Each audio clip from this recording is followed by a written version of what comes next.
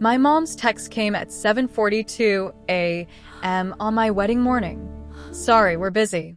Have a beautiful day. 6 words. No, sorry. No, we love you. No, we'll be there in spirit. Just 6 cold words that cut deeper than anything I'd ever felt. I was standing in the bridal suite of the small vineyard venue in Napa, still in my white robe, makeup half done, veil hanging on the mirror like it was waiting for someone who never showed up. My bridesmaids froze. The room went dead quiet except for the low hum of a forgotten hairdryer. I read the text again, then a third time. They weren't coming. My own parents weren't coming to my wedding, because they were busy. I didn't scream. I didn't throw my phone. I just stared at the screen until my eyes burned, and the first tear fell onto the glass. My fiancé, now husband, Ethan, walked in right then. He took one look at my face and knew. "What's wrong?" he asked softly. I handed him the phone. No words. He read it. His jaw tightened. He looked at me for a long moment, then pulled me into his arms without saying anything stupid like, "They'll change their mind," or "It's okay." "They're not coming," I whispered into his chest. "I know," he said quietly. He didn't try to fix it. He just held me while I shook. We both knew exactly why. My brother Ryan. Ryan had a work trip to Hawaii that same weekend. He called it a very important networking opportunity. My parents had been talking about it for months, how proud they were, how it could change his career forever. When I told them my wedding date conflicted, my mom said, "We'll figure it out." They figured it out by choosing him. I had spent my whole life figuring things out. Growing up, Ryan was the golden child. The boy. The one who could do no wrong. When he got a B in math, Dad framed the test and hung it in the living room. When I got straight A's every semester, Mom said, "That's nice, honey," and went back to folding laundry. When Ryan crashed the family car at 17, Dad laughed it off and said, "Boys will be boys." When I got a $50 parking ticket at 19, Mom called me irresponsible and made me pay it from my part-time job money. It wasn't loud screaming or obvious yelling. It was quiet. It was every single day. It was the way they looked at him with pride and looked at me with nothing. I learned early not to ask for too much.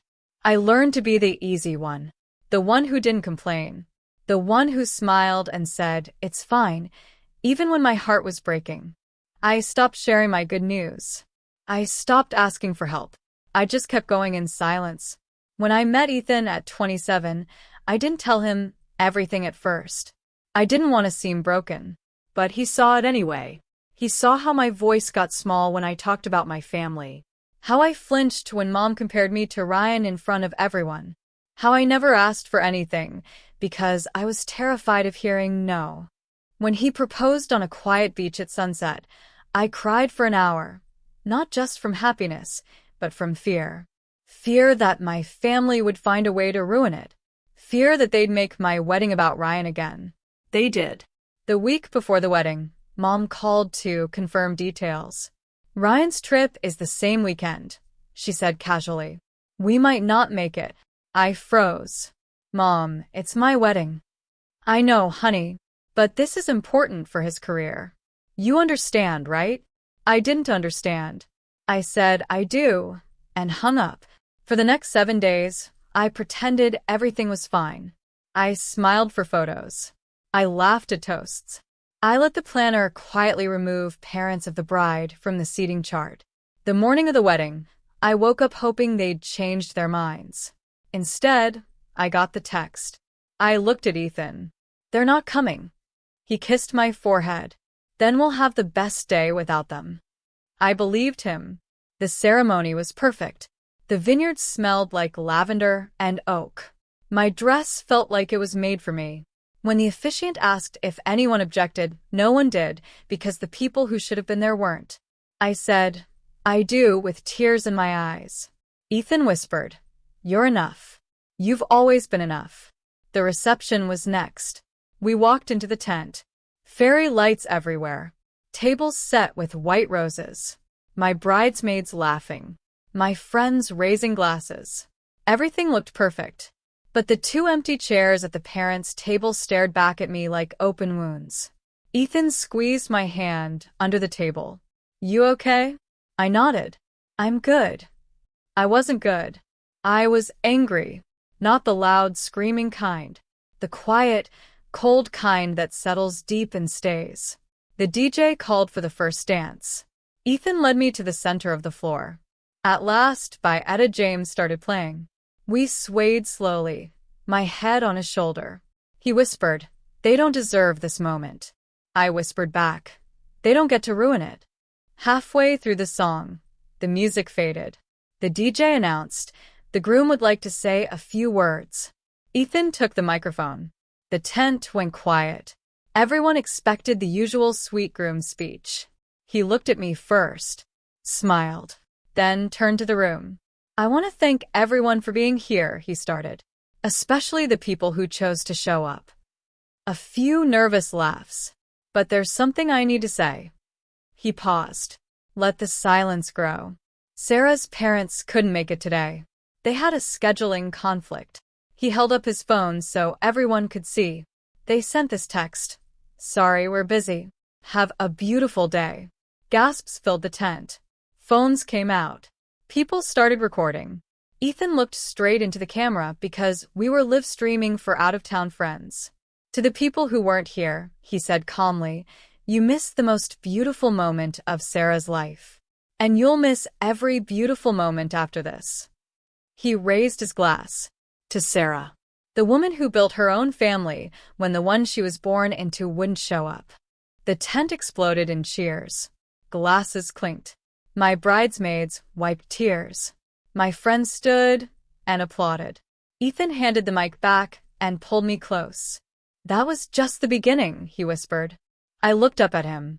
"What do you mean?" He smiled. "We're not done." The cheers in the tent kept going even after we left. I could still hear them through the open flaps as Ethan and I walked to the car. My heels clicked on the stone path. The night air was cool. My dress felt lighter now. Ethan opened the car door for me. I sat down. He got in the driver's seat and looked at me. "You were perfect," he said. I smiled, a real smile this time. "It felt good," I said, saying it out loud. He started the car. We drove away from the vineyard. The lights got smaller in the rearview mirror. We didn't talk much on the way home. We didn't need to. We both knew this was only the beginning. The next morning I woke up early. Sunlight came through the window. Ethan was still sleeping. I made coffee and sat at the kitchen table with my laptop. I opened the folder we had made together. Screenshots of Mom's texts, Ryan's messages, the live stream video of Ethan's toast, voice recordings from the bridesmaids, emails between Mom and Ryan about the Hawaii trip. I didn't want to hurt anyone. I didn't want to make a big scene online. I just wanted them to see what they did. So, I wrote a short message to my parents. Simple words. No anger. Just truth. "Mom, Dad, last night I said I forgive you. I meant it, but I also said I don't forget.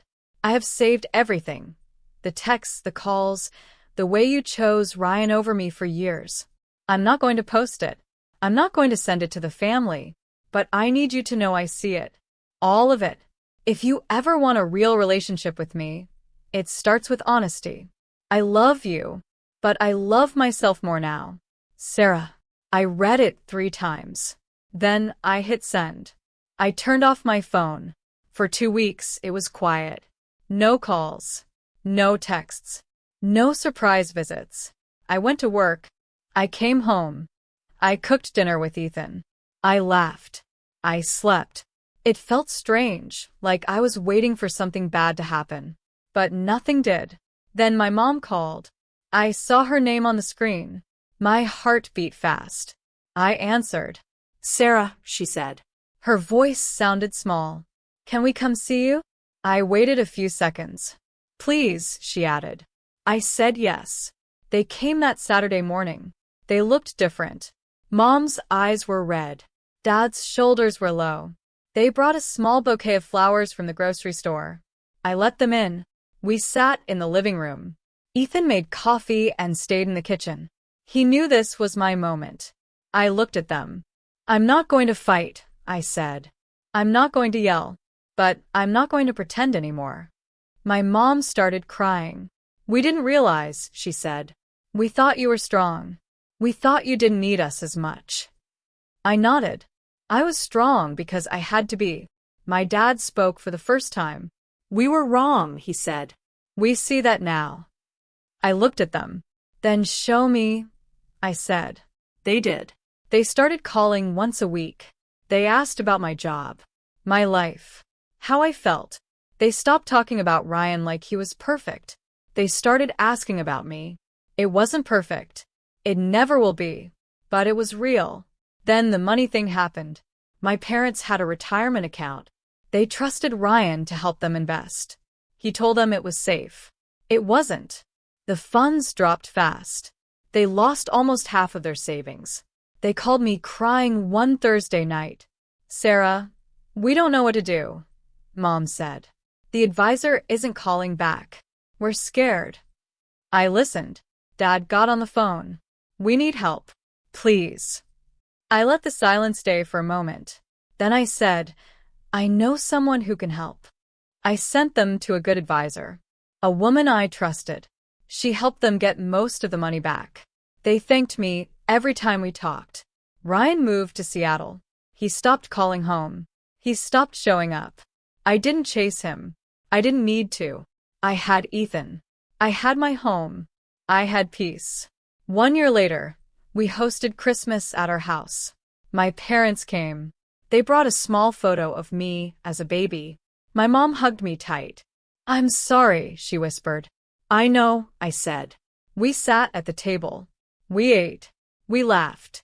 When it was time for toasts, Ethan stood up. He looked at my parents. To family, he said. The ones who show up. My mom smiled through tears.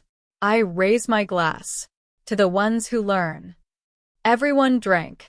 I looked at my parents. They looked back at me. And for the first time, I saw respect in their eyes. I had earned it. Not by yelling. Not by fighting. By being myself. By walking away when I needed to. By coming back when I chose to. That was my revenge. Not pain. Not anger. Just truth. And freedom. If you've ever felt like the second choice, the quiet one, the child who never got the praise, listen to me. You are enough. You don't have to prove it to anyone. You just have to live it. And when you do, the people who hurt you will either change or they will fade away. Both are okay, because you will be free. So, here's what I want from you right now. If this story touched you, hit that like button. The next few months were quiet, but they weren't easy. My parents started calling more. Not every day, but once or twice a week. They asked simple questions. How's work? How's Ethan? What did you eat today? I answered honestly. I didn't hide my feelings anymore. Sometimes Mom would say, we're proud of you. I would say, thank you. But I never said it's okay now. Because it wasn't fully okay yet. Dad was quieter. He listened more.